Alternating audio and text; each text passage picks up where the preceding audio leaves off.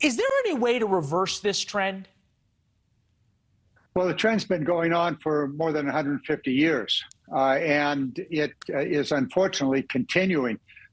What is happening is that the very, very large corporate farms are gaining more and more strength, and the family farmer is selling his product or her product into a duopoly or into a monopoly of a handful of companies that are buying that product.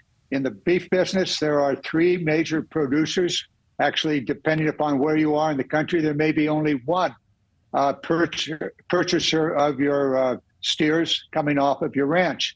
Similarly with corn, soybean, and the like.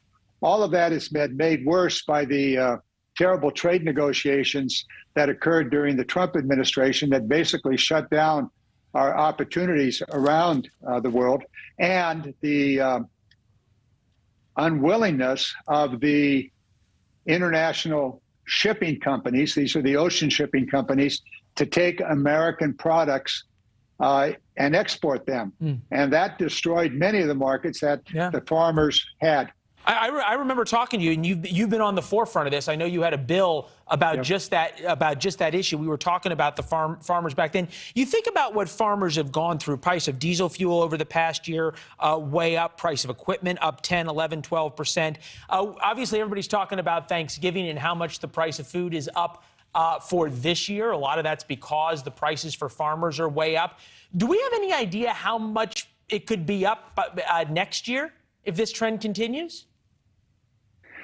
Well, I think we're going to see this trend slowing down. It already is. The most recent information about the inflation rate is that it is slowing down. The Biden administration has made significant steps. There are always risks out there. Certainly the weather's a risk.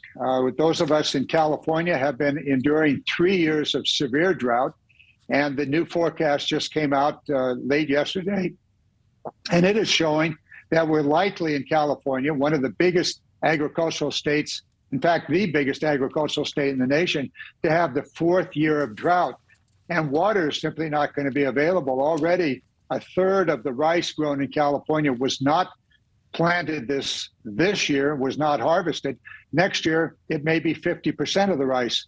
So the reality is that the agricultural production is significantly being reduced across all of the southern states, from California, Arizona, Texas, all the way to Georgia and beyond. So that's going to create part of that problem that you showed on that graph with the exports.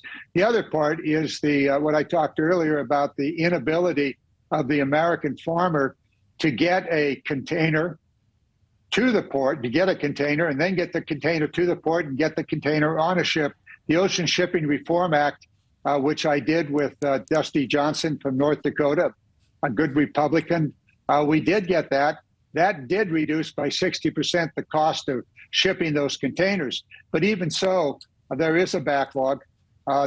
Also, for across the nation, the rail companies, who seem to have gotten a lot of sympathy from you and your previous guests, were not meeting the needs of farmers. They did not, during the COVID shutdown, they put aside a lot of their rolling stock and did not have the capacity to ship the agricultural feed to the that was legitimately the rail companies have been rightly criticized for a lot of those issues. Right. Since I have you on that issue, you're a Democrat in Congress.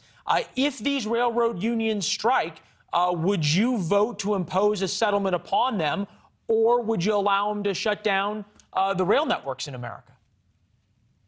Well, I want to know what the settlement is. Well, what about with the agreement that President Biden said was a good one? Well, we've moved beyond that. The negotiations have moved beyond that. So assuming that there seems to be one issue outstanding, and that is the issue of sick time off. And the early issue that was raised by the unions was grossly unfair to the workers. Now, that may have been resolved. We'll see. If it's a reasonable settlement, of course, I will vote to keep the trains operating. Got it. Thanks for watching. Go to newsnationnow.com to find NewsNation on your television provider. And don't forget to subscribe. Click the red button to get more of NewsNation's fact-driven, unbiased coverage.